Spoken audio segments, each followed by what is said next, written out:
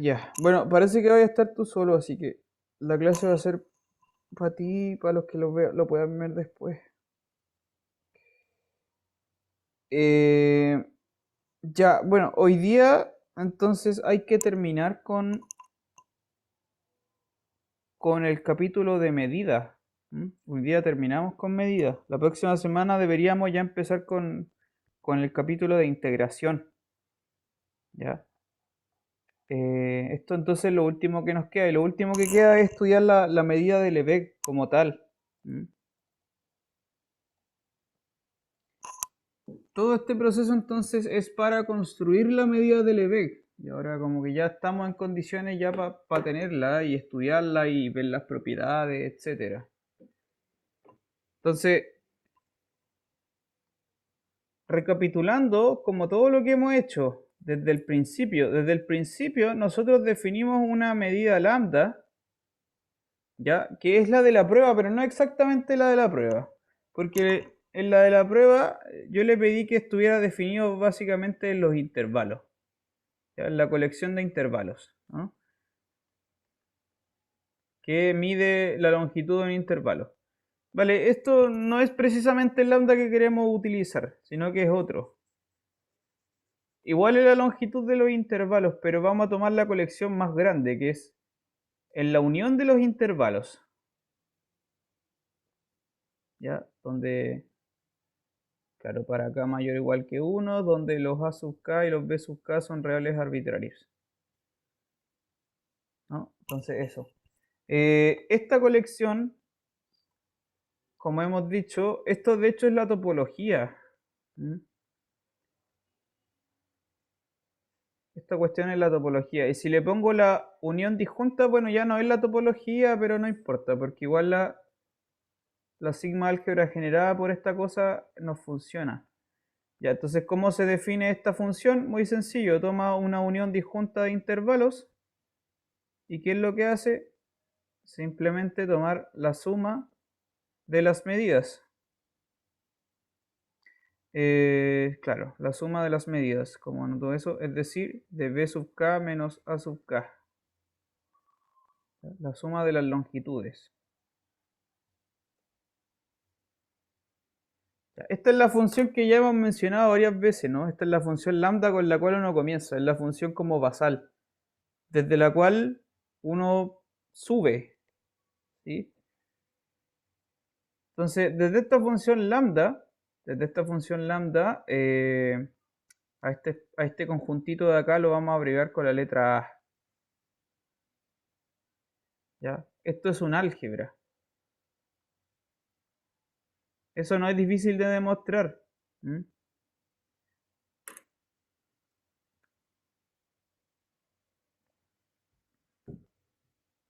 No necesariamente es una sigma álgebra, pero sí es un álgebra. De hecho, eso se puede demostrar, ¿ah? No es una sigma álgebra, no lo es, pero sí es un álgebra. Sí, y la argumentación no es difícil. Si la unión finita de uniones me van a dar un montón de intervalos, entonces me está bien. Pero cuando tomáis la unión numerable, disculpa, sí, porque para el caso como tomar los complementos, claro, necesitamos entonces una cosa de este estilo. Abierto por un lado y cerrado por el otro. Sí, pero que en realidad no importa en el tema de la medida, realmente. Ese es un detallito chiquitito que no tiene tanta relevancia, que es porque cuando tú tienes un intervalo, ¿cierto? El complemento de un intervalo no es un intervalo, sino que es la unión de otros dos intervalos. Pero esos dos intervalos dependen, si este es cerrado, el otro va a ser abierto, o etcétera. Si este es abierto, el otro va a ser cerrado, si es semiabierto, no sé. Pero eso es un arreglín que es re sencillo nomás de arreglar. Eh, Dime. Profe, eso es es como para convenir por la clausura de las operaciones conjunto, ¿no? Sí, claro, es porque si queremos que sea un álgebra, claro, este conjunto tiene que tener a R y al vacío, mínimo, ¿no? Y los tiene. Segundo es que tiene que ser cerrado para el complemento, ¿cierto? Pero para que sea cerrado para un complemento, claro, ese es el tema, porque si tengo un intervalo abierto como tal, El complemento son dos intervalos cerrados. ¿Sí? Cuya mediana es cerrada, entonces es un intervalo cerrado. El complemento de un abierto es cerrado. Por lo tanto, no necesariamente pertenece a esa álgebra, pero claro, ahí como que uno tiene que ir ajustando en todo caso estos intervalos, si los considero abiertos o semiabiertos o cerrados. Bueno. Pero ese, insisto que es un detalle porque para cuando uno toma la medida de un intervalo, la medida del intervalo, la longitud es igual, si es que es cerrado, si es que es abierto, si es que es semiabierto, no importa, la medida sigue siendo la misma, por eso no importa al final. Pero claro, así como por formalidad hay que tomarlo así, ¿vale? Abierto por un lado y cerrado por el otro, bueno, en fin. La unión finita de estas cosas me va a seguir dando un objeto del álgebra, pero no es una sigma álgebra. Entonces, tenemos algo definido en un álgebra, una función que es sí, una función que manda al vacío al cero y definida de esta forma. Entonces, por el teorema de Carathéodory, nosotros tenemos la extensión de esta cuestión a una familia más grande y me da una medida, que de hecho esa es la medida de Lebesgue, ¿ya? Abusando del lenguaje. Porque la construcción es la siguiente, ¿vale? Voy a achicar esto. Entonces partimos de esta función lambda, que es la función de inicio, la función más básica que uno puede estudiar, medir la longitud de un intervalo. Desde esta función lambda, lo que hacemos es subirla, ¿cierto? Hasta el lambda estrella, que es la medida exterior formada por lambda, ¿no? Y lo subo, precisamente se sube porque el lambda está definido en una familia reconcreta y después lo define en todo el conjunto potencia de los reales, ¿no? Claro, pero esa cuestión no es una medida, es una medida exterior, ¿cierto? El lambda estrella, que ya lo hemos preguntado varias veces, de hecho apareció en la prueba, etc. Entonces, ¿qué es lo que uno hace? Para el teorema de Carathéodory, básicamente tomas esta función y la restringes, ¿cierto? La restringes a los conjuntos que son medibles, lambda estrellas medibles, ¿no? Y eso genera una medida, ¿cierto? Eso es un teorema que vimos como el proceso. Tomáis el lambda, lo extiendes a lambda estrella, después lo restringes y eso me da una medida. Básicamente ese es el teorema de Carathéodory, en esencia, ¿cierto? Espérame, dame un segundo.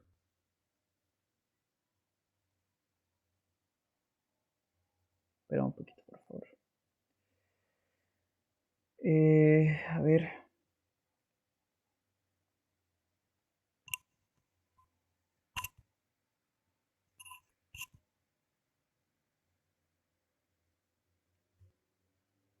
Claro. Sí. Entonces uno lo restringe, ¿cierto? Hacíamos la restricción a los que son los lambda estrellas medibles. ¿Mm? Ya. Entonces la restricción a los que son los lambda estrellas medibles. Y eso da una medida. Voy a anotarlo así, permiso.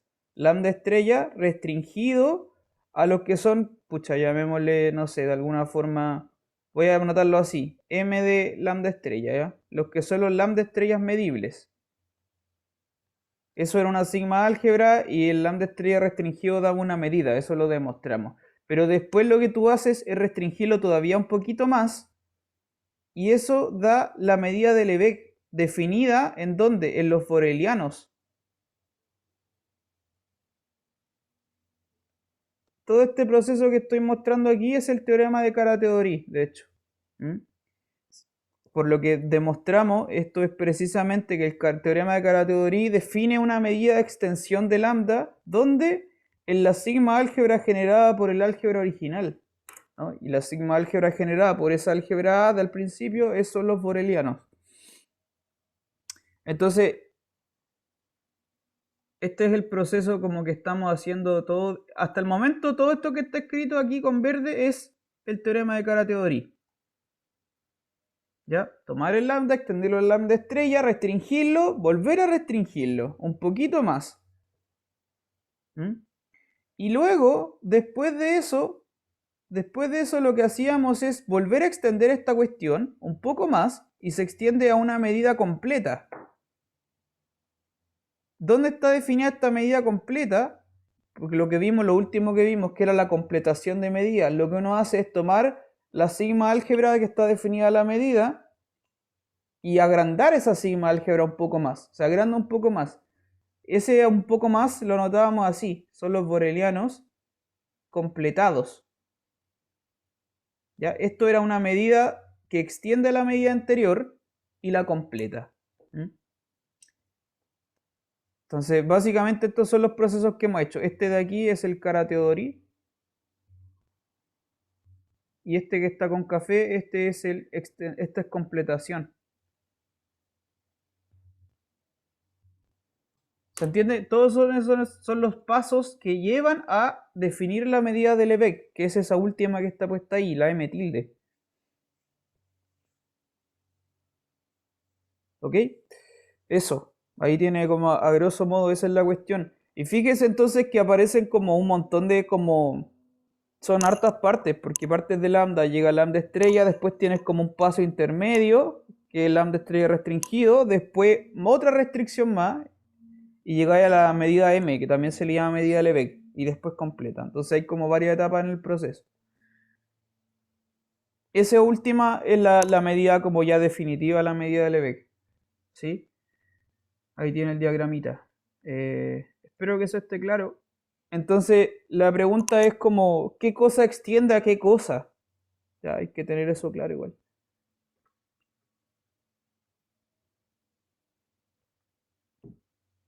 ¿Ya? ¿Qué cosa extiende a qué cosa? ¿Mm? O sea, por ejemplo, el lambda estrella, como hemos dicho, no necesariamente extiende al lambda original. Eso no siempre ocurre. Depende de cuál es el lambda en concreto. Ahora, para este lambda concreto, eso sí ocurre. ¿Ya? Eso es un teorema que no hemos demostrado aún. Y lo que pasa es que, por ejemplo, esto es una proposición que no es fácil de demostrar, de hecho. O sea, no es que no sea fácil, que es larga en realidad. Proposición, se la voy a mostrar solamente para que entienda. El lambda estrella, si tú le calculas lambda estrella a un intervalo, simplemente a un intervalo, digamos a un intervalo a, b, esto es exactamente la longitud. ¿Mm? Para todo AB. Bueno, a menor que B. Menor o igual, de hecho. Ya, eso significa que por lo menos el lambda estrella generaliza el lambda cuando tienes que medir intervalos. Y si lo mide para intervalos, bueno, también me funciona para las uniones disjuntas de intervalos. ¿Ya? Ese teorema no es tan fácil de demostrar porque, claro, el lambda estrella se define como un ínfimo de los cubrimientos, ¿no? De las sumas de los cubrimientos. Entonces, claro, hay que buscar como, vale, básicamente lo que hay que hacer para demostrar este teorema es tomar un cubrimiento arbitrario, o sea, como aquí hay que demostrar una doble desigualdad, ¿no es cierto? Si tiene, por ejemplo, los reales cubren a un intervalo, por lo tanto, como este es monótona, la medida del intervalo va a ser más pequeña que la medida de R, que como es un cubrimiento en concreto, entonces tengo la desigualdad para un puro lado, pero la otra desigualdad no es fácil, ¿no? Eso, ese teorema, bueno, lo vamos a dejar ahí, quizás lo revisemos un poquito más adelante. Entonces, en este caso concreto sí ocurre que el lambda estrella extiende al lambda original. Entonces, cuando tú lo restringes el lambda estrella, fíjese que todos tenemos puras extensiones del lambda original. ¿Mm? Ese lambda estrella restringido, después vuelto a restringir, ocurre entonces, esto ocurre simplemente por ese hecho, ocurre que la medida de Lebesgue de un intervalo es la longitud, ¿vale? Y lo mismo ocurre con el lambda tilde, porque el lambda tilde también es una extensión de la m original. ¿Ya? Entonces, básicamente todas estas cosas que están puestas ahí cumplen con esa condición, que la medida de un intervalo es su longitud. Y eso es re útil, de hecho es re importante. Porque, ¿por qué? Simplemente, para darle una explicación con lo que viene después, porque tener medida de la longitud de un intervalo nos sirve de hecho para definir la integral, porque la integral de Riemann, en su definición, ocupa esto, ¿no? Ocupa la longitud de los intervalos cuando tú estudias las sumas de Riemann, de hecho, aparece en la definición la longitud de un intervalo. Por lo tanto, si podemos generalizar el concepto de longitud de un intervalo, podemos generalizar la integral de Riemann, ¿cierto? Ya, entonces, básicamente todas estas medidas se cumple, para que lo entienda, la medida de Lebesgue es una medida definida en un espacio súper abstracto, que son este conjunto boreliano rayita, pero en ese lugar por lo menos tenemos los intervalos y por lo menos ahí funciona como uno espera que funcione. Ya. Entonces, definición con todo este panorama, esa M tilde se llama medida de Lebesgue. Definición. Entonces tenemos desde el lambda, construimos esta medida M por Carathéodory. Esta medida M está definido en los borelianos. Y de hecho era única, incluso.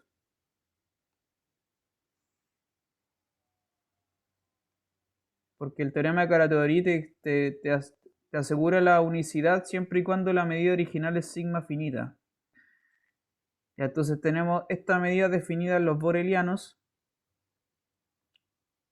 Que existe y es única por el teorema de Carathéodory. Luego, entonces uno vuelve a hacer la completación de esta M. La completación entonces de M, que se anota así, la vamos a anotar así en este momento, M tilde, que está definida en la sigma álgebra completada. Esta cosa se llama medida de Lebesgue.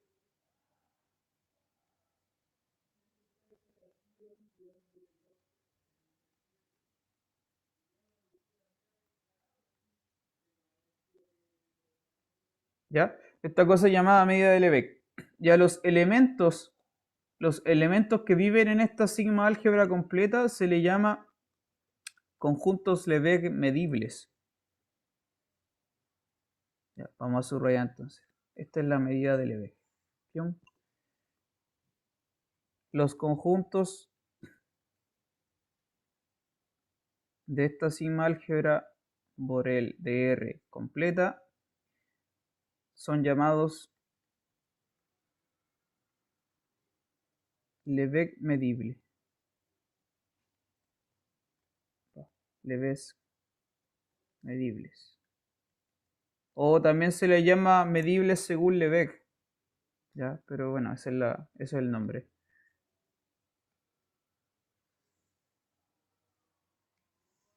¿Ok? Estos son básicamente todos los intervalos que uno puede medir. Esos son. Profe, Dime. los borelianos rayita es en lo que el teorema de completación de medidas era la sigma álgebra, ¿cierto? Sí. Unido a todos sus conjuntos del omega, tal que hicieran como subconjuntos de un elemento de la sigma álgebra, la, la medida del conjunto era cero. O sea, hay la sigma álgebra a la que se extiende. Sí, sí, sí, sí. Esa es. Es el rayita, sí. Ya. Sí. Sí, sí, sí. Que viene desde el teorema de completación. ¿Te acuerdas que, vale, la caracterización entonces, ¿qué es ese Borel rayita? Vamos a anotarlo. Está bien. Observación, entonces, este conjunto Borel rayita, ¿qué es esto? Entonces, por definición, de acuerdo al teorema, esta cuestión es son todos los conjuntos que tienen esta pinta, que es un boreliano unido otro loquito, donde ese otro loquito, ¿cierto? Bueno, B es un boreliano arbitrario, y este loquito es tal que está metido dentro de un boreliano de medida cero. ¿Mm? existe, qué sé yo, otro conjunto, llamémosle B', no, llamémosle A, no me alcanza el espacio. Y existe otro boreliano tal que tiene medida nula y este n está metido dentro de ese A. ¿Mm? Esa era la sigma álgebra que se obtiene desde la completación. ¿Está bien eso? Ahí sí, ¿está claro? Sí, profe. Ya, ya. Claro, y entonces la medida de Lebesgue, la m tilde, se obtiene en este espacio, ¿vale? Y se obtenía básicamente generalizando la medida anterior de Lebesgue, de acuerdo al teorema que vimos. Entonces, básicamente, en esencia, los conjuntos que se llaman Lebesgue medibles, ¿cierto? Tienen esa pinta. Es un boreliano unido a otro conjunto, donde ese otro conjunto, vale, está metido dentro de otro de medida cero. ¿Sí? Así son los que se llaman Lebesgue medible, tienen esa pinta. Entonces, esta idea de completar, observe que ocurren dos cosas. Claro, estamos como agrandando la sigma álgebra, pero también estamos agrandando la medida, a otra medida más grande. Y eso puede ocurrir, o sea, puede como generar estas preguntas. ¿Qué pasa como con los borelianos que aún no sabemos bien qué son?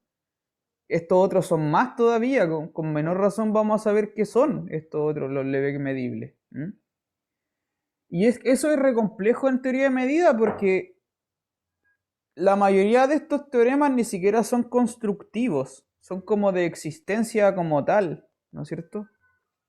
Por ejemplo, cuando hablamos de las sigma álgebras generadas por una colección, eso no hay una caracterización, es tomar la intersección de las sigma álgebras que contienen la colección. Pero no hay como una caracterización, y eso significa que ese teorema es de existencia, pero no es constructivo.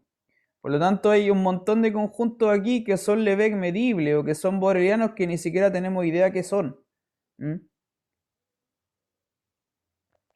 O cómo lucen, ¿no? Esa es la parte muy difícil de la teoría de la medida. Ya. Vale, ahí tienes entonces, esa es la medida de Lebesgue como tal. Y esta medida, claro, surgen propiedades, algunas cosas que hay que estudiar. Esto es como lo último que vamos a ver del capítulo. Por ejemplo, algunas propiedades,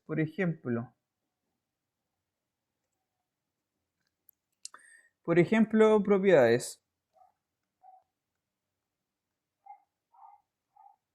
Bueno, esta medida m tilde eh, es una medida completa por el teorema, ¿sí? Pero además es invariante por traslaciones, tal como lo que les pregunté en la prueba.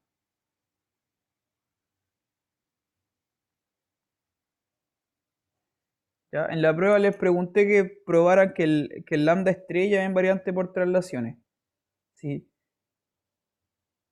Lo mismo ocurre para el M tilde. ¿Ya? La medida de Lebesgue es una medida que eso es como lo mínimo que uno puede pedirle, porque si tiene un intervalo o un conjunto y lo mueves, no debería haberse modificada su medida, ¿cierto? No debería haberse modificada la medida. De hecho, eso es como el caso básico, ¿no?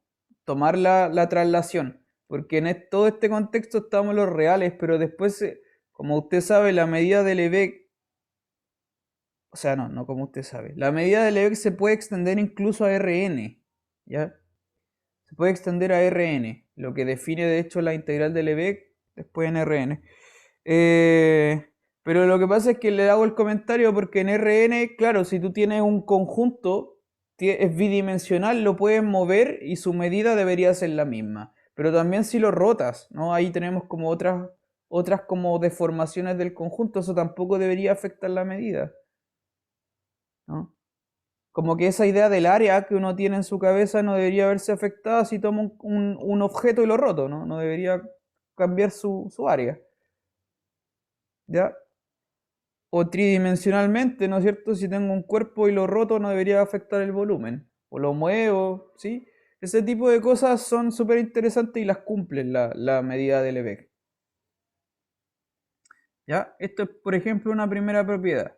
¿Ya? Pero en este caso es específicamente en una dimensión, para R, ¿no? Ya. M tilde entonces es invariante por traslaciones. ¿Cómo se demuestra esto? Bueno, la idea es muy simple y es porque el lambda original es invariante por traslaciones. ¿Ya? Basta con eso, realmente basta con eso porque todas las otras cosas son puras extensiones. ¿Mm? El lambda original es invariante por traslación y eso es muy fácil de probar porque tiene un intervalo o una unión de intervalos y si los mueves, la longitud es la misma, súper sencillo. Si el lambda original entonces es invariante por traslaciones. El lambda estrella es invariante por traslaciones también y eso le pedí que demostraran en la prueba, que no es tan difícil de demostrar. ¿Ya? Para que el lambda estrella sea invariante por traslaciones. Y los otros, después vienen las restricciones. Las restricciones de lambda estrella, si el lambda estrella es invariante por traslaciones, sus restricciones con mayor razón. ¿Mm? Entonces, efectivamente, la medida de Lebesgue es invariante por traslación. ¿Ya? Eso, por ejemplo, una primera propiedad. Otra propiedad que quiero que observe, que esto es una cosa súper interesante a mi juicio, que los borelianos, esto de hecho fue como una...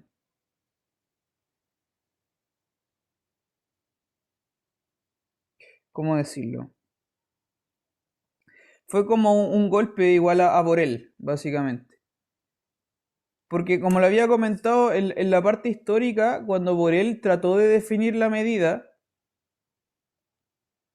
él logró construir la medida hasta un cierto punto, ¿ya? Que toda la parte que vimos después de la completación de medidas con esos conjuntos de medida cero, esa parte viene por Lebesgue, no por Borel, ¿ya? Entonces, cuando Borel logró definir una medida, la logró definir hasta aquí, hasta los que después se llamaron los borelianos a raíz del trabajo de Borel.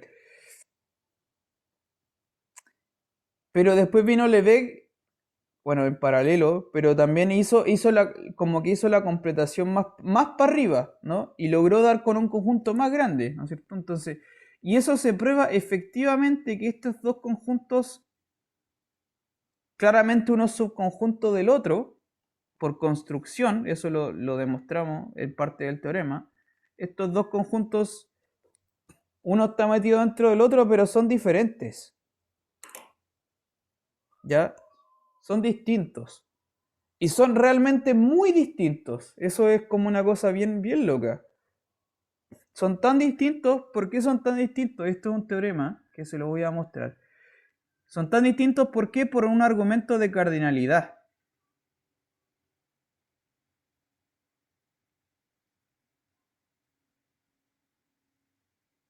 ¿Ya? Es decir, que lo vamos a ver que hay muchos más conjuntos que son Lebesgue medibles que otros conjuntos que son borelianos. Y lo que ocurre es lo siguiente, que el cardinal de la sigma álgebra de Borel, el cardinal es el cardinal del continuo, que es el cardinal de los números reales. ¿Ya? Pero el cardinal de la sigma álgebra de Borel completada, su cardinal es este. Es 2 elevado a c. Es decir, que es el conjunto potencia de los reales. ¿Ya?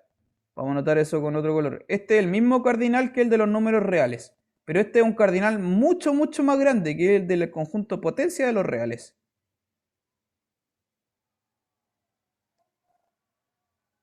Entonces, eso simplemente por cardinalidad, la primera colección es muchísimo más chica que la otra colección.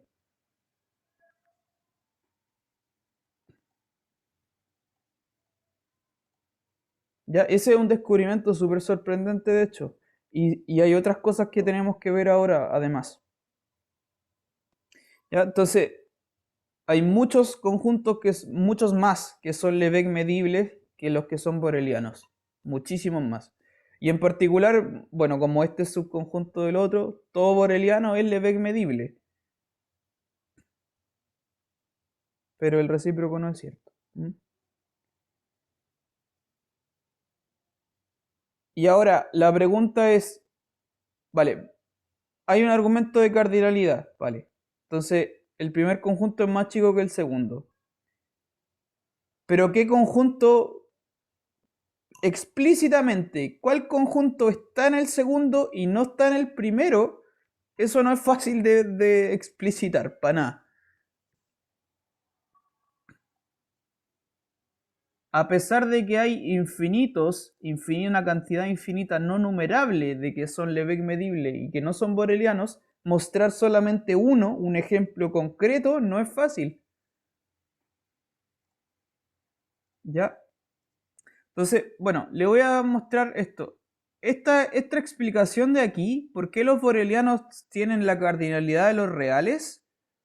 Eh, la verdad es que yo no lo encuentro muy fácil de explicarlo. Y he visto varias demostraciones y ninguna es como muy sencilla. Así que esta no se la voy a mostrar. Ya, vamos a dejarlo así como dado por hecho. Ya. Sin embargo, el argumento de acá, este es súper interesante. ¿Por qué tiene más? Tiene una cardinalidad de 2 elevado a c. Ese sí que lo vamos a demostrar. Porque ese no es difícil de demostrar y también es muy interesante. Ya, lo que pasa, básicamente, para demostrar este teorema de aquí, es ocupar el conjunto de Cantor. Ese es un argumento bien útil. ¿Ya? Para argumentar entonces esta partecita de acá, vamos a ocupar el conjunto de Cantor. ¿Se acuerda del conjunto de Cantor?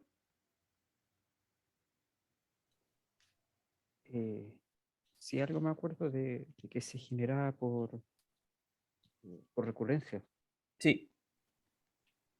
Usaremos el conjunto de Cantor para argumentar solamente ese hecho del fondo.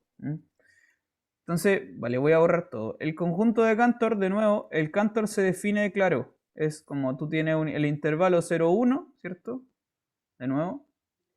Y este lo vamos a llamar el K sub 0, que es el intervalo 0, 1. Y luego lo partes en 3, ¿no? Te quedas como con un tercio y el otro tercio. Y como que el tercio de al medio lo omites, ¿no? Lo borras. Entonces, básicamente es desde el intervalo del 1 tercio y el 2 tercios hasta el 1.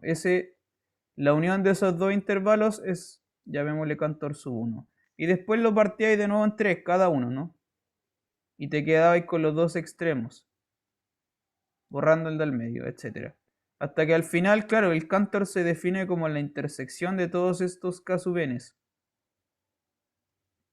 ¿Ya? Que al final, en el fondo, la intersección de todos esos loquitos me da puros puntos sueltos, si lo piensas, ¿no? Claro, estoy haciendo intervalos cada vez más chiquititos, pero es un fractal. De hecho, sí, claramente esto es un fractal. Es una operación fractálica, entonces al final quedan puros puntos súper caóticos. Ese es el conjunto de Cantor, ¿cierto? Este conjunto es un conjunto muy importante para el análisis. Súper importante porque es un conjunto que tiene muchas propiedades súper peculiares. Como es un fractal, tiene como un montón de propiedades súper extrañas. ¿Qué propiedades tiene el conjunto de Cantor? Vale, algunas propiedades para que se familiarice con el conjunto de Cantor. Tiene, bueno, insisto, tiene muchas propiedades, aparece en topología, aparece en análisis, se ocupan muchas cosas.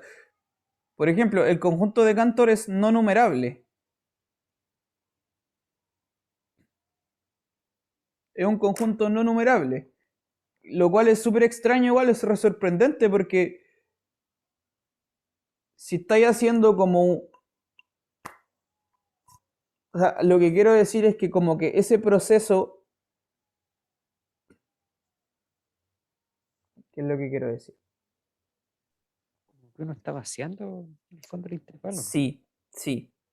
Precisamente, lo estáis haciendo cada vez más chico. Eh, y cada vez, claro, van quedando como puros puntos sueltos, ¿no? Porque son intervalos cada vez más pequeños que hasta que en el fondo ni siquiera son intervalos, de hecho son como puros singletons separados. Y claro, y efectivamente queda una cantidad no numerable de esos singletons. Eh, pero sí, igual tiene sentido para que lo piense porque el intervalo original, el 0,1, es no numerable. ¿M? Y yo estoy sacándole unas porciones, pero estoy haciendo un proceso que es numerable, ¿no? Estoy haciendo como una intersección, ¿cierto? Intersectando una cantidad numerable de conjuntos. Ese, básicamente es como que es el argumento de por qué este conjunto es no numerable. Desde partida, el intervalo original, el 1, 0, 0, 1, perdón, es no numerable. Entonces, como que voy sacando porcionadamente, ¿sí?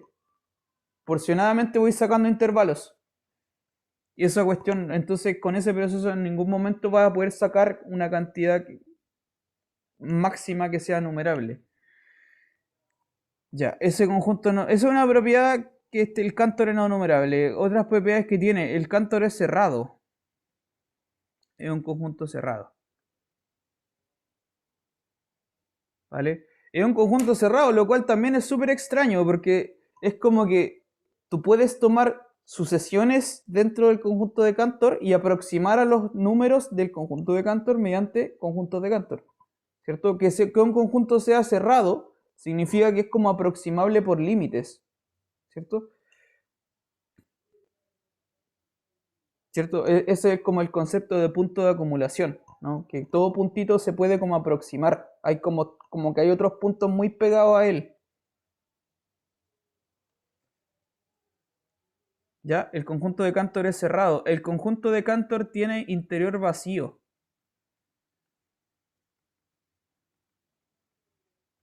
¿Sabes lo que es el interior de un conjunto?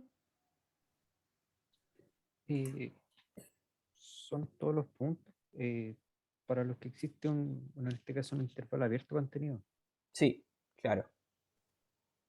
Claro, sí, es precisamente. ¿Cierto? Un conjunto se dice abierto cuando tiene como por dentro tú puedes meterle como un intervalo abierto, ¿cierto?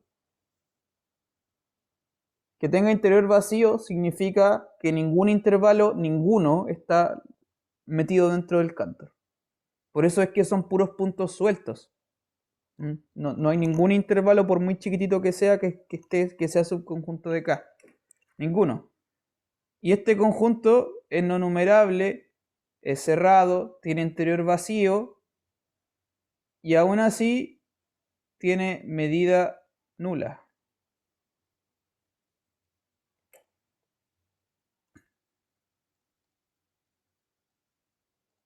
¿Ya? Tiene la medida del Lebesgue de este conjunto es cero. Este conjunto de Cantor es un boreliano, observe eso. Vamos antes de esta cuestión. Este K es un boreliano. ¿Por qué es un boreliano? Eso no es difícil de argumentar. ¿Por qué crees tú que es un boreliano? A ver. Si es un boreliano, entonces puedo tomarle la medida de Lebesgue, la M. Por eso tiene sentido lo que puse después.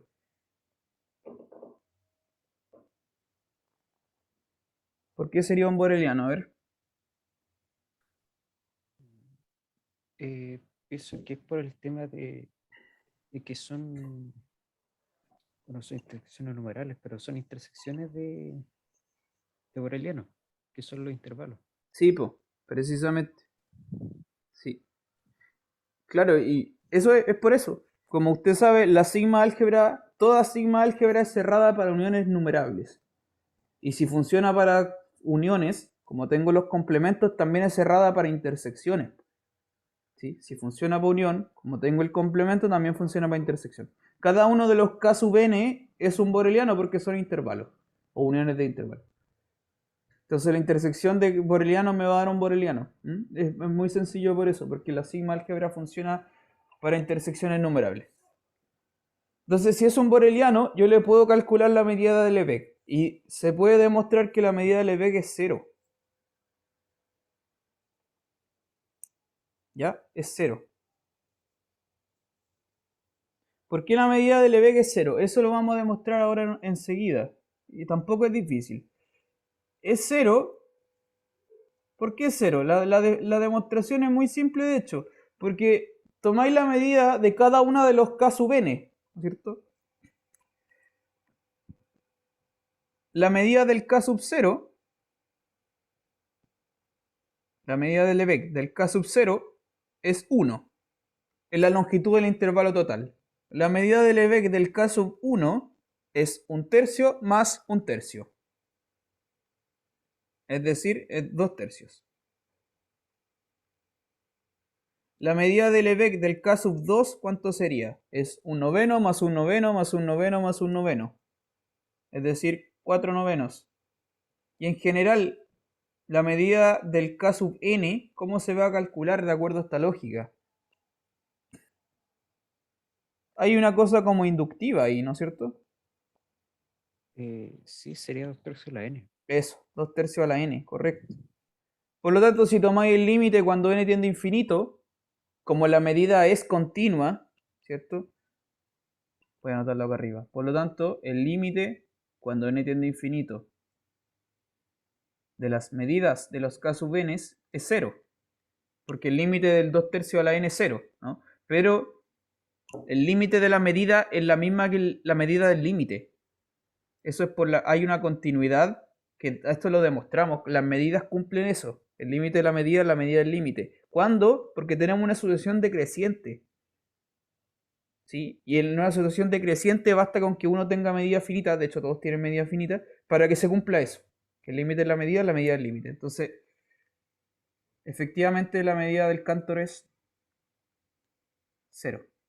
Porque ese límite es el K, precisamente. ¿Ya? Ese es el argumento. La medida del Cantor es nula. Es un conjunto no numerable de medida 0. Eso es súper raro.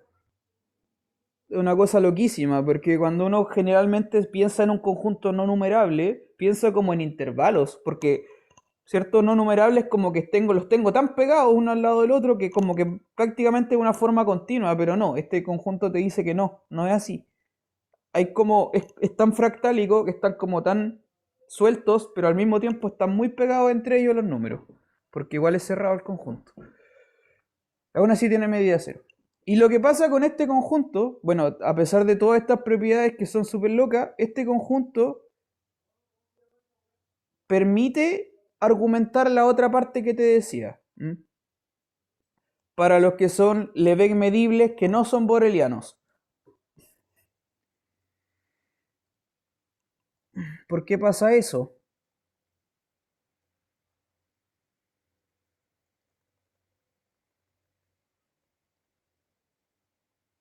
Porque si tengo un conjunto de medida 0 que es boreliano, recuerde la definición de la sigma álgebra completa, ¿cierto? La definición de la sigma álgebra completa. Entonces, tomar un boreliano unido otro conjunto que sea metido dentro de un boreliano de medida 0, ¿cierto? Este es un boreliano de medida 0. ¿Sí? Este es un boreliano de medida 0.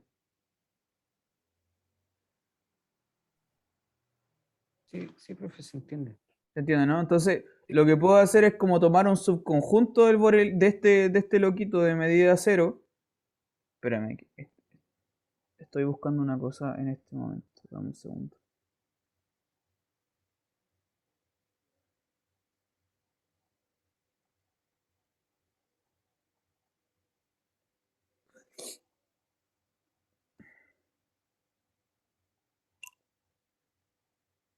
Espera un poquito, espera un poquito.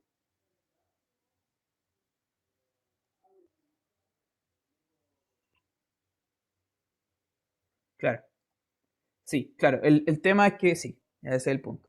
Entonces, básicamente, dentro de los que son Lebesgue medibles, están todos los subconjuntos del conjunto de Cantor, ¿cierto? Porque son subconjuntos.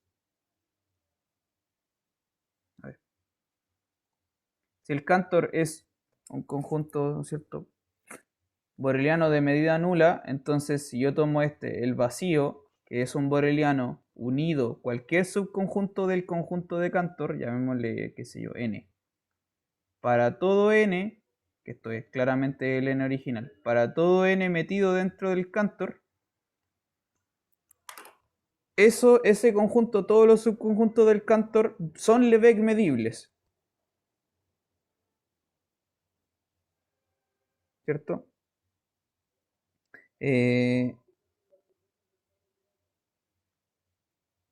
Esto es lo que quería poner. ¿Cierto? Pero claro, la cantidad de subconjuntos que tiene el conjunto de Cantor, como es no numerable, la cantidad de subconjuntos es el conjunto potencia de los reales. ¿Sí? Simplemente es por eso, como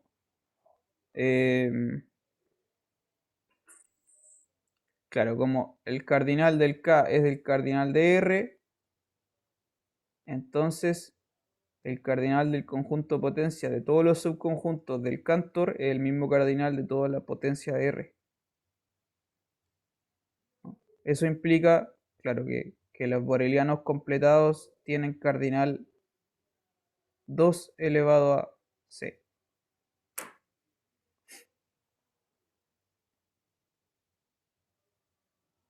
¿Sí? Entonces todo subconjunto de Cantor es Lebesgue medible. Y eso es ese es el argumento de, como si a uno le preguntan ya, ¿qué conjunto es Lebesgue medible pero no es boreliano? Estos son, pero no hay como ninguno explícito, ¿no? Algún conjunto, subconjunto del de Cantor tiene que ser Lebesgue medible y no boreliano.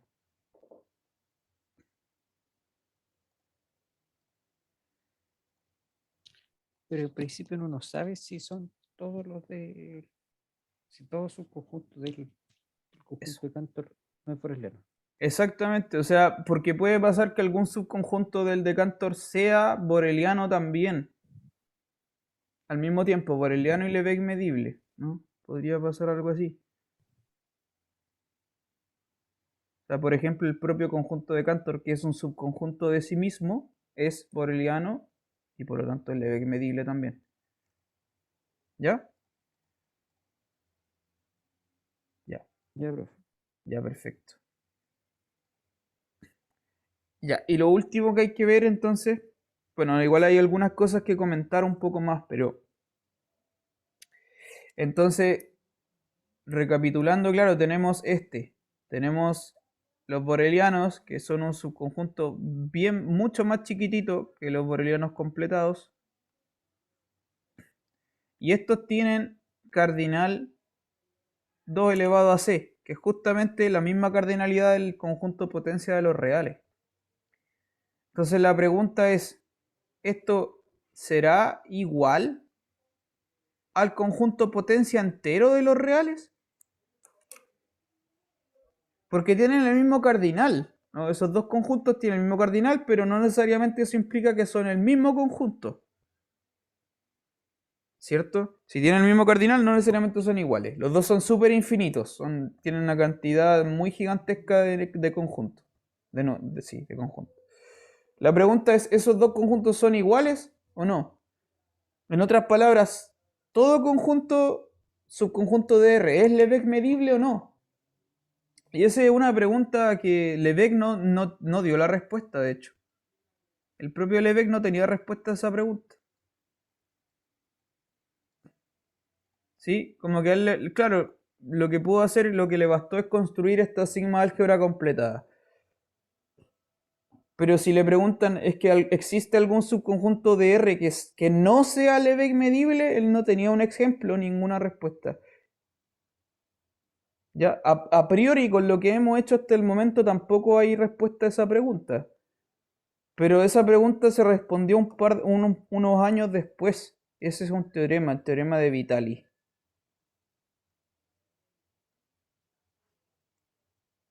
Teorema de Vitali. El teorema de Vitali es un teorema que precisamente responde a esa pregunta. Déjame enunciarlo apropiadamente. ¿Dónde está?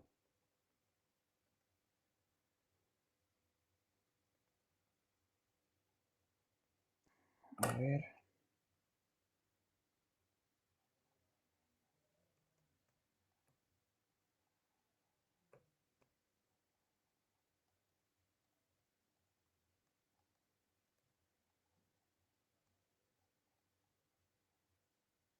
Ya, ahí está. Dice, el teorema de Vitali dice lo siguiente. Este es como la versión general de algo que vamos a demostrar como un caso particular.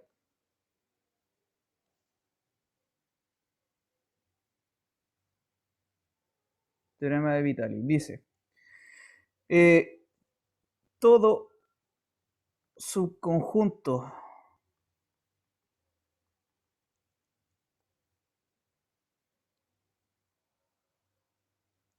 todo subconjunto de R con medida exterior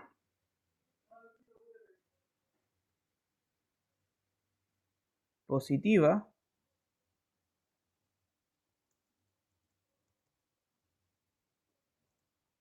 posee un subconjunto que no es Lebesgue medible.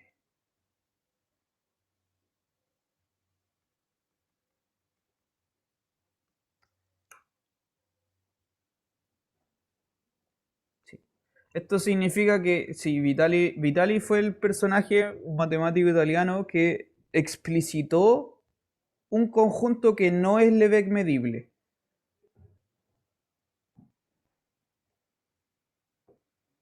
Y ese conjunto, de hecho, después se hizo súper famoso, el conjunto de Vitali.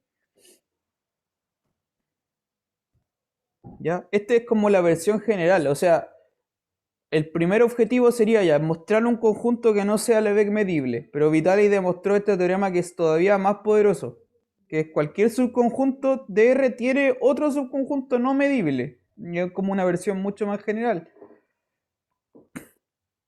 Pero la construcción es la misma que el caso particular que mostró Vitali. Después se generaliza, esa construcción se generaliza un poquito para demostrar este teorema. ¿Ya? Entonces existen conjuntos que no son Lebesgue medibles. Lo cual significa, claro, que no es todo el conjunto potencia. Los borelianos entonces completados no dan el conjunto potencia entero de los reales.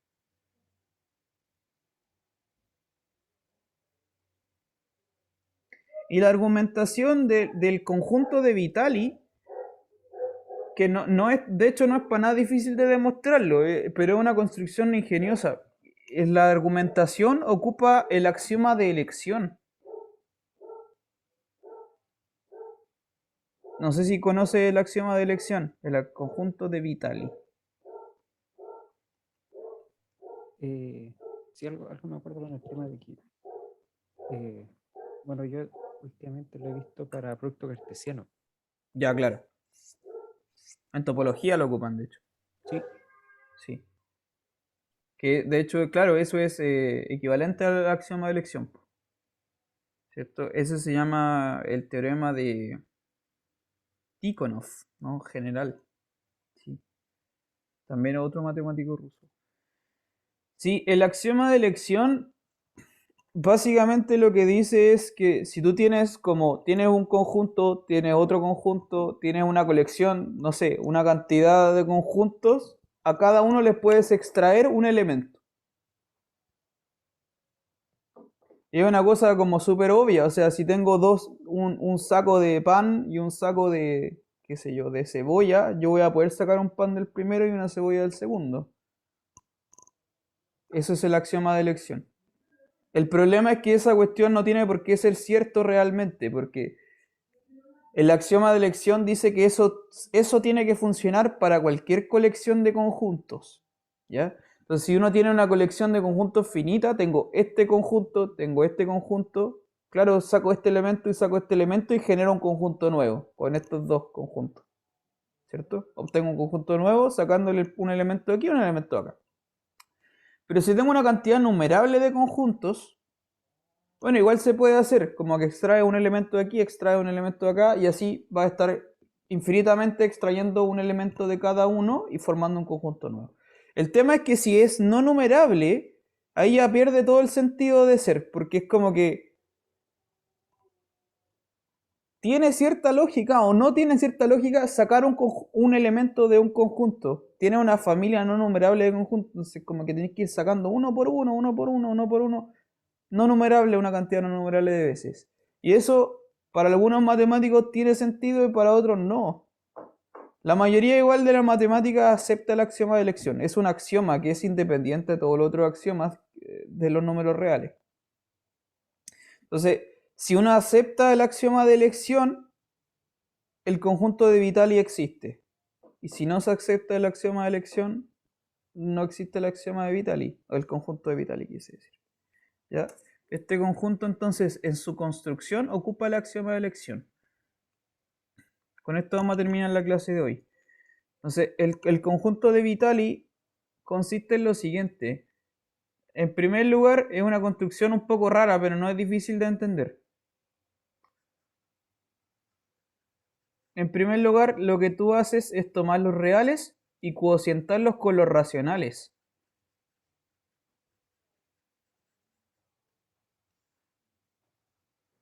¿Ya? Toma los reales, básicamente esto. Considere en R la relación de equivalencia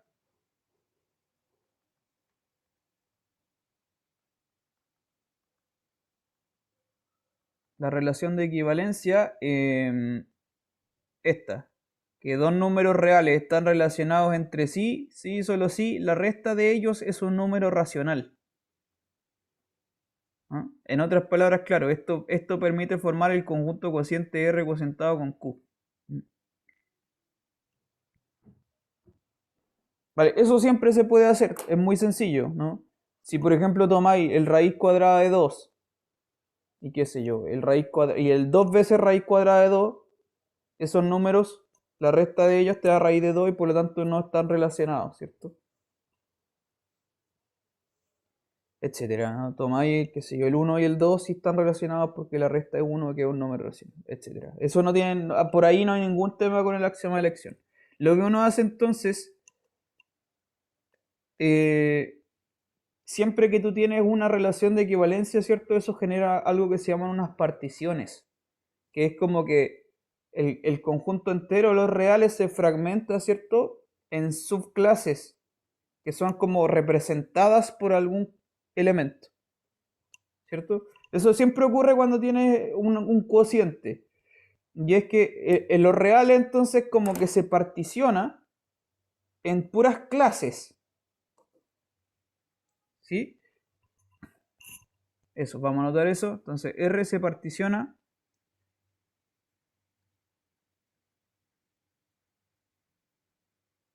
en clases de equivalencia. No sé si todo esto lo conoces en realidad, si es que has escuchado los cocientes. Sí, Ya, perfecto. Sí, y esto de hecho es súper usado en el álgebra, como los cocientes y las clases de equivalencia. O sea, cuando tienen las particiones, porque como que la unión de esas clases de equivalencia te da el conjunto original, po. Y ese es un fenómeno útil, de hecho, para grupos, por ejemplo, grupos cocientes. Entonces, es básicamente los reales se como que se particiona en un montón de saquitos, ¿no? Que son cada clase de equivalencia. Tengo esta clase, tengo esta clase, tengo esta clase, y me queda como una colección de subconjuntos de R, ¿cierto? Y a esa colección de subconjuntos de R uno extrae un elemento de cada una de las clases de equivalencia. Ahí se ocupa el axioma de elección y con eso se forma el conjunto de Vitali. ¿Ya? Básicamente esa es la construcción. Eh,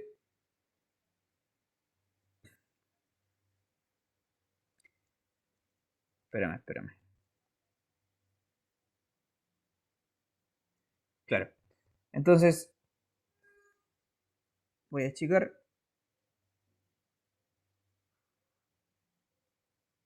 Entonces se define V como el conjunto formado por un elemento de cada partición o cada clase de equivalencia. ¿Sí? Tomáis, elegís uno de cada clase de equivalencia. Pero más precisamente, puesto que esto funciona, este argumento funciona gracias al axioma de elección, pero funciona en todos los reales. Entonces lo que uno hace más bien para argumentar algo con la medida de Lebesgue, que es lo que queremos probar, que este conjunto no es Lebesgue medible, lo que uno hace más bien es tomar cada elemento de la partición, pero que esté metido dentro del intervalo 0,1. ¿Ya? Esto es simplemente por un argumento de medidas que vamos a ver ahora. ¿Ya? Entonces, Leo, dime. En el fondo B es el conjunto de los representantes de las clases. Sí, básicamente eso, sí. Claro, el punto es que, como tú debes saber, hay infinitas formas de representar una clase, ¿cierto? Entonces, cuando tú tomas una clase de equivalencia, es un objeto abstracto, es un conjunto. Pero como que para manipularlo y para manejarlo, uno le elige un representante. De hecho, ahí estáis usando el axioma de elección. En toda esa infinitud, elijo uno, que es su representante, ¿no? Entonces, claro, para cada partición elijo un representante de cada uno y formo el vital. Eh, Profe, y en el fondo la axioma de elección está acá porque las clases de equivalencia forman un conjunto no numerable. Sí, Ah, ya. sí, sí, exacto. Sí, o sea, deliberadamente estoy como eligiendo uno de cada partición, ¿sí? Eso es hacer uso del axioma de elección. El axioma de elección dice que tiene que funcionar para cualquier colección de conjuntos, ¿vale? Incluye si es que son numerables o no numerables, para cualquiera. Ya, entonces le vamos a pedir, por un tema de medida, esto no tiene por qué ser así, pero se lo vamos a pedir que los representantes que elegimos vivan en el intervalo 0,1, ¿ya? De modo que el vital y enterito lo vamos a pedir que esté metido en el intervalo 0,1. ¿Ya? Le vamos a pedir eso. Entonces vamos a demostrar que este conjunto V no es Lebesgue medible. Y sencillamente, en primera instancia, es porque la medida de Lebesgue es monótona. Por lo tanto, naturalmente que este va a ser más chica que la medida de Lebesgue del intervalo 0,1, que es 1. Entonces, en primera instancia es un conjunto que tiene que tener medida, claro, medida mayor que 0 y menor que 1. ¿No? Ya, eso es como inmediato por la monotonía de la medida. Ya, pero lo que pasa es que, de acuerdo a la definición de la relación de equivalencia, observe esto. Entonces se puede, permiso, voy a achicarlo un poquito. No sé si me va a alcanzar la pizarra para todo lo que tengo que poner, que tampoco es tanto. Pero se pueden como argumentar dos cosas muy simples. Entonces, observe que, dos puntos primero, eh, primero, por la definición de la relación de equivalencia, X menos Y está en Q, significa que dos loquitos están relacionados si es que uno está como en el otro mediante más un racional. En otras palabras, si tengo un número cualquiera en el intervalo 0,1, entonces X está en este trasladado, que es el Vitali más un racional, ¿no? Para algún racional, que de hecho se puede, esto no es difícil, esto es como cositas de intervalos nomás, que el racional va a tener que estar entre el menos 1 y el 1, ¿cierto?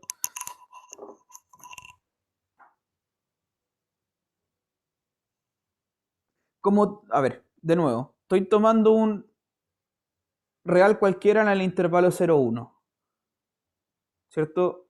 Como está en el intervalo 0,1, tiene que pertenecer a alguna de las clases de equivalencia, ¿cierto? Y solo a una, de hecho, porque son disjuntas las clases de equivalencia entre sí. Por lo tanto, está relacionado con algún otro loco del Vitali, excepto un racional. Por eso es B más R, finalmente, ¿no? Ya.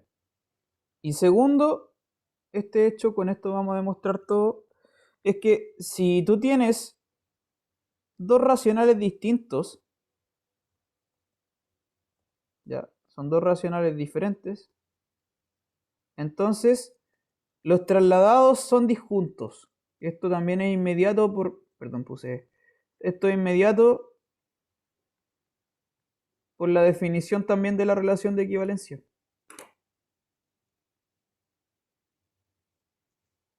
¿Cierto? Si tuvieran una intersección no vacía, es porque habría uno que están los dos al mismo tiempo. Pero si están los dos al mismo tiempo, es porque tiene que estar en dos clases de equivalencia distintas a la vez, lo cual es imposible.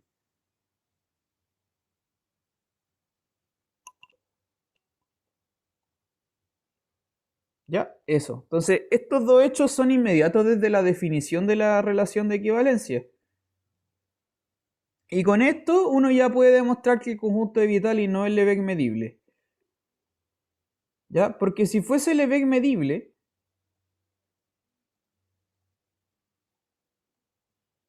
voy a borrar toda esta cosa de acá. Me voy a quedar solamente con estos detalles, que son los que nos va a servir. La medida esta es un número entre 0 y 1.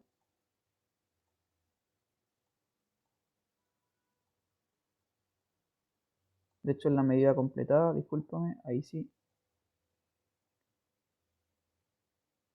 Y estos dos hechos. Con eso vamos a demostrar que el conjunto de Vitali no es Lebesgue medible. ¿Ya? Entonces, con esto vamos a terminar la clase. El conjunto de Vitali, entonces, ¿qué es lo que uno hace? Supongamos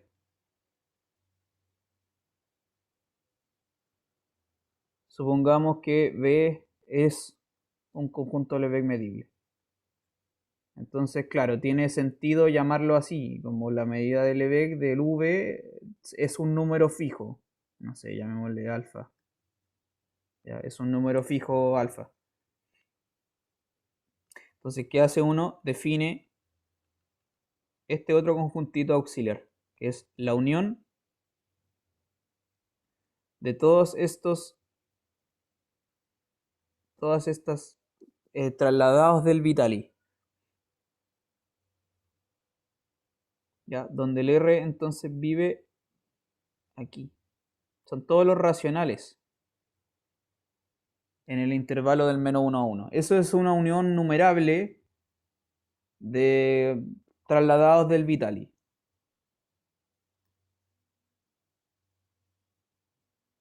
¿Ya? Y entonces, ¿qué es lo que pasa? Insisto, esta es una unión numerable de todos los trasladados del Vitali. Por la proposición que está acá, esta partecita de aquí, esta unión tiene que ser disjunta. Esta unión es disjunta.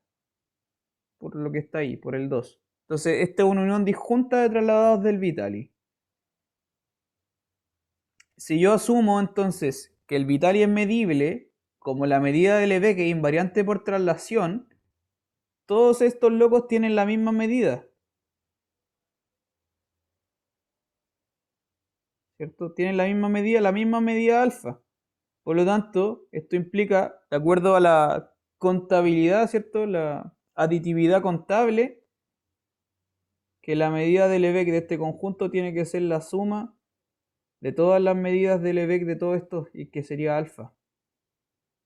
¿No? Es una suma infinita, básicamente, ¿no es cierto? Una serie en Q. Lo cual, ¿se entiende? No, porque por la aditividad contable, ¿cierto? Tendríamos que sumar infinitos alfas. Lo cual implica necesariamente que el alfa tiene que valer 0. Porque si no, la serie es divergente y al toque sería una contradicción. Eso implica al tiro que el alfa tiene que valer 0. Pero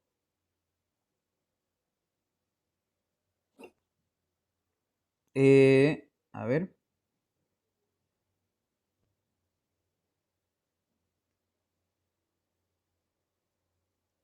Claro, pero por otra parte, esto de aquí implica que el intervalo 0,1 está metido dentro del conjunto S. Y esto implica, a su vez, que 1 es menor o igual que la medida del conjunto S, lo cual da una contradicción.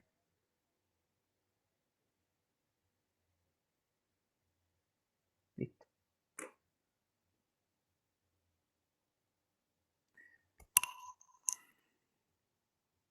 Ya, no sé, ¿se entendió? ¿Tiene alguna pregunta? Estamos pasados igual de la hora. No me quedó tan claro por qué los alfas tenían que ser cero. Ya, porque tienes una serie. A ver, ¿el alfa qué es el alfa? El alfa es la medida del Vitali. Estoy asumiendo que el Vitali es medible, ¿no? Entonces tiene una medida fija. Llamémosle alfa. El alfa, entonces, ¿qué es el alfa? El alfa es un número, tiene que ser positivo o cero, o quizá infinito, ¿no es cierto? Porque es una medida, es un número positivo. Ya. Entonces, si el Vitali tiene medida alfa, todos sus trasladados tienen la misma medida alfa, porque la medida LP es invariante por traslación. Ya que lo conversamos hace un ratito. Pero el S está construido como unión disjunta de los trasladados del Vitali. Por lo tanto, la medida del S, por la aditividad contable, será la serie de las medidas de los trasladados. Pero la medida de los trasladados es el mismo alfa, entonces la medida del S es una serie de puros alfas. ¿Sí? Es una serie de puros alfas.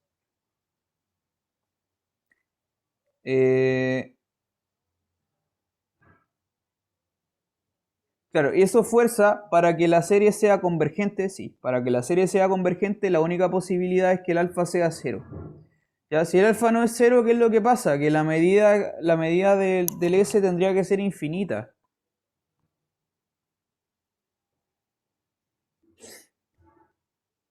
Lo cual igual puede ser, pero uno puede argumentar también que el S es un subconjunto de otro conjunto. Por eso tampoco va a tener medida infinita. Ya, ese es un detalle que sí, me faltó anotar. Lo que pasa es que también, voy a anotar por acá abajo, el conjunto S se puede argumentar, no es difícil, porque estoy tomando el V está metido dentro del 0,1 y los racionales están entre el -1 y el 1, entonces si sumo los traslados va a quedar acotadito en un cierto rango, ¿no? Entonces es fácil ver que el S está metido aquí, entre el -1 y el 2. Por lo tanto tiene que tener medida finita, a lo máximo 3 de medida, tope. No puede ser infinita. Por lo tanto el alfa vale 0. Ahí sí.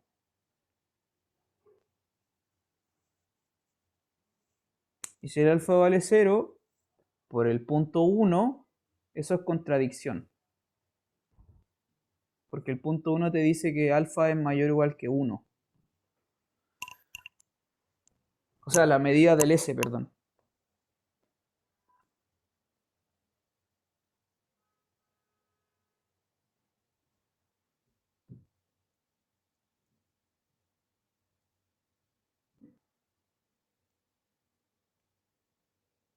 Sí, no, todavía no.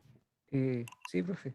Ya. Sí, de hecho, tanto vi que el S era la unión de las traslaciones de B, como que tenía la sensación de que estaba acotado de alguna forma. Sí, pues sí lo está. Claro. Bueno, eso nos da una contradicción, po. Ya esa es la construcción del conjunto de Vitali. Y esta argumentación después se ocupa para demostrar el teorema general que le escribí hace un ratito.